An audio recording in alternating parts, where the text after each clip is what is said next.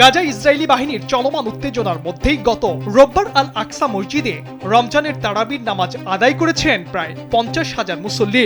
জেরুজালেমের গভর্নর জানিয়েছে, ইসরায়েলি সামরিক চেক পয়েন্ট এবং মসজিদের গেটে কঠোরভাবে পরিচয় যাচাই বাছাই সত্ত্বেও মুসল্লিরা মসজিদের নামাজের জন্য জড়ো হয়েছেন। এদিকে আরব নিউজের প্রতিবেদনে বলা হয়েছে, অধিকৃত পশ্চিম তীরে বসতি স্থাপনকারীদের আক্রমণ, ইসরায়েলি সেনাবাহিনীর অভিযান এবং গ্রেফতার সহ তীব্র উত্তেজনার মধ্যে মুসল্লিরা নামাজ আদায় করছেন। ওয়াফা সংবাদ সংস্থা জানিয়েছে, সম্প্রতি 300 জনের বেশি জেরুজালেমবাসী রমজান মাসে আল আকসায় প্রবেশ নিষিদ্ধ করার জন্য ইসরায়েলের পক্ষ থেকে নির্দেশনা দেওয়া হয়েছে।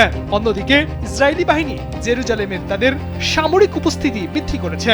এমন উত্তেজনার মধ্যে গত বুধবার থেকে হাজার হাজার ফিলিস্তিনবাসী আল আকসায় নামাজে যোগদানের আশায় কালান্দিয়া এবং বেথেলহেম সহ সামরিক চেক পয়েন্ট অতিক্রম করার জন্য লাইনে দাঁড়িয়ে আছেন।